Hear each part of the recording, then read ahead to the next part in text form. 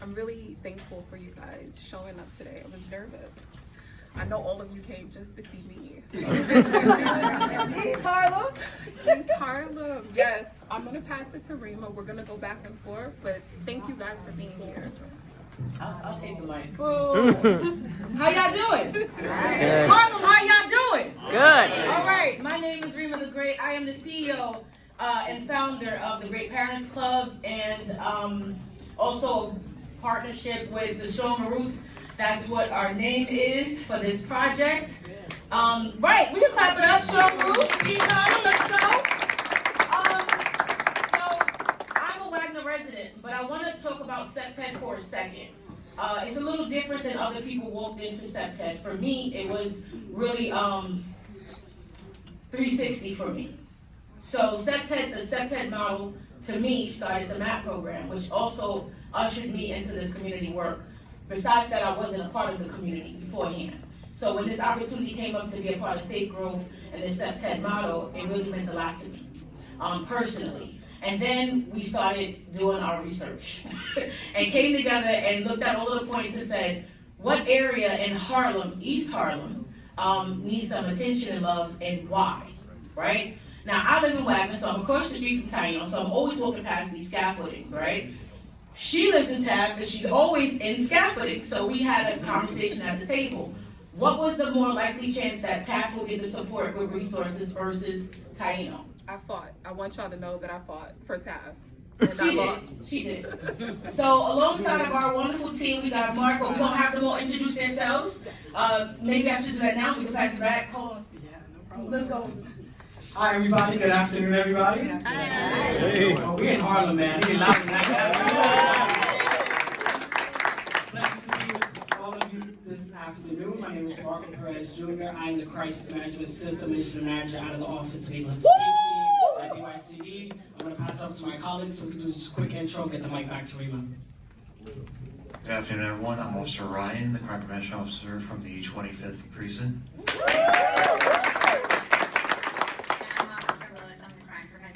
From the 23rd Precinct. And my name is Elizabeth Hamby. I'm the Director of Civic Engagement at the New York City Department of State Planning. Thank you, team. It's cool. So we took Taino on, right? And we started looking at infrastructure in Taino. And the first thing we said was, how can anybody do anything here? How can there be any programming here? How can anything happen here, whether it be for youth, adults, or beyond? What organizations is in Taino? So we acknowledge that Strive is there, Bronx Connect, but is any of that like preventative services for youth? So we started asking these questions, right? And we started using the model, and we went further in and said, even if we were able to put something in there, these are our barriers of success. The scaffolding has been there. The plaza has been with construction, as you can see, and all of these pictures here for almost 10 years. So we spoke with the manager of Taino's, and he mentioned that somewhere in the next year or so it should be coming up. What we are looking for is for this to be done sooner. However, it's private.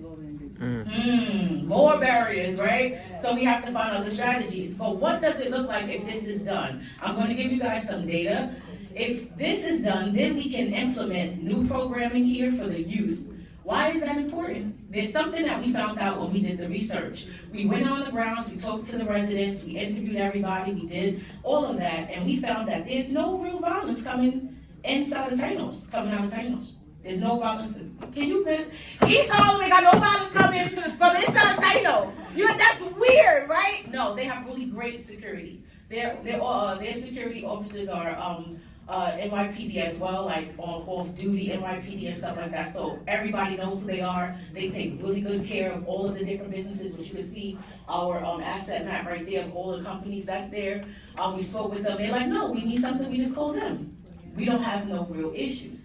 So then, of course, we are all East Harlem, so I'm thinking, where's violence happening? And where was it happening, and why is it happening? So we started asking these questions as well, and come to find out, Jefferson, Johnson, and Wagner, the MAP sites, actually have a lot of programming there. So when you're in the programming, these programs have like different meet and greets and stuff, so you get to talk to the youth. talking to the youth, you're always hearing Taino youth comes over and do something. Taino youth has did this, Taino youth has done that. There was an event recently where it was a culminating event for the DA grant, and a child from, not another child who was there, had mentioned that he wants some services for court. He's looking to better himself. I'm like, oh, go to accidents, it's right there across the street, right? And he's like, I can't go over there because Taino, a youth from Taino, killed my cousin. Now this started making me itch. But the youth that's in Jefferson, Johnson, and Wagner, if you look at the data they want to talk about in a second, the violence have went down in those spaces. Why is that? That's because not only was it controlled by programming, but those programming turned these youth into mentors. Safe have the interrupters, right? The violence interrupters, are we all on the same page? Yes, right? We have Not Another Child, they have a leadership program, we all on the same page. What do Taino have? Why do you have it? We can stop at the nucleus. Strong Roots is here to stop at the nucleus. I'm going past the mic, but that's that piece. Margot. Oh. Let's go. So I'm gonna keep my part very soft, very brief, okay? You got this, Willis. Turn up, Willis. Let's go. So, piggybacking off of what Rema had said, I'm happy to say that we are down in crime in Jefferson, Johnson, Wagner, and Taft from 2020. Come on. It works. Specifically in gang-related violence, so that's all, that's a big one on our part. The reason that we focused on these housing developments is because it's the proximity to Taino Towers. So while Taino Towers is privately owned, it's not owned by NYCHA, it's within what we call at the precinct a sector, right? So it's within the proximity of a certain block radius from Taino Towers. That would be Sector David in the confines of the 23rd precinct and Sector Adam and Boy in the confines of the 25th precinct. All in all, we're largely down in crime in those areas within the 4-year period, so that's something I'm happy to report. That's all I got. Thank you for that, Officer Willis. So we kind of went over kind of the 5-step process, right? We spoke about vision. Rema and Steph spoke about vision. We spoke about problem identification. Officer Willis and NYPD team just went over problem analysis. Let's go. What myself and Elizabeth are really going to talk about is a strategy, right? And I know Greg and Pound will kill me if I mess this up. So I know one of the main principles we've learned out of this awesome, informative, transformative SEPTED training is the principles of SEPTED, right? You have first generational SEPTED and second generational SEPTED. First generational SEPTED really focuses on the physical infrastructure of the space, whether that be territoriality, image, whether that be natural surveillance or access control, right? Stepping forward from first generational SEPTED, you have second generational SEPTED, which really speaks about going beyond the physical space. It speaks to what is the social realm, how can we activate the space, how can we animate it, right? Whether that be capacity, community, cohesion, and connectivity, right? So after doing a problem analysis of Taino Towers, again, we're focusing on scaffolding, right? But we're focusing on these main principles from the first generation of SEPTED, natural surveillance, right? Understanding that scaffolding will not give natural sight lines to individuals, right? To make this an opportunistic space for actors to commit illicit activity, right? Because what Rema said, which we found very, very surprising, and something that dawned on us is that the crime isn't happening within the multi-use complex, it's happening on its perimeter, right? So that's where the scaffolding comes into play.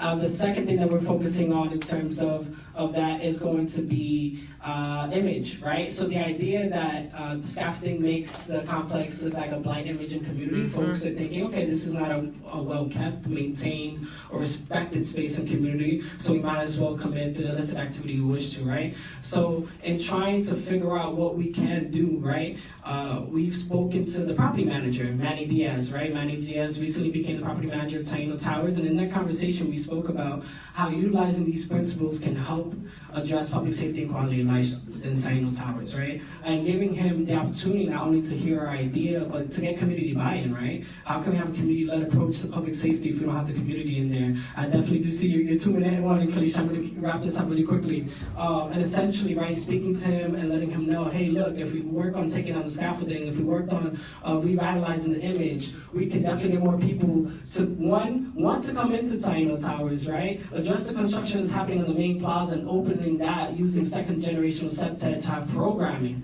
right? And I'll even give you guys a little hint of a more advanced method, right? It's called movement predictors, but I want to keep you guys guessing. Come on, so Marco. after Let's this presentation, definitely feel free to come up to our team and ask questions. But speaking about our meeting with the property manager, right? There was a policy conversation that needed to be had and understood. So I want to pass it off to Elizabeth to go over the policy and how we can address the natural surveillance and image of Taino Towers. This is an incredible team, as you all can tell. So the property manager is working to clear up the inspections with the Department of Buildings that will allow them to take down their scaffolding. But this problem of lingering scaffolding is something that is persistent citywide. And so we're really hoping that Taino will be one of the places that benefits from some of the new legislation in the City Council that's thinking about how long buildings are able to get permits to keep scaffolding up, the characteristics including lighting that are required under those scaffolding, and how easy it is, hopefully easier, for them to clear up those violations so that they can go ahead and clear the space. Back to you. All right, so before we close out, I want to just give you some words from our safety audit. This is from the youth. The words that they gave us was powerless, numb, trapped, tired, resentful, exposed, unsafe. And then the words from our senior was loneliness, disruption, no support, a sense of neglect, forgotten, disrespected, lost relationships, and mobility issues. So I want to just say what this could look like in 10 years. Let's go. In 10 years, this could look like programming in the space. Bingo was a big thing. It can look like group meals, shared community events. These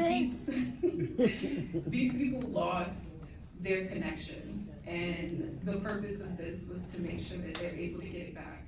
But not only that, is figuring out how best to support them. Not only the youth, but the seniors, because they need it.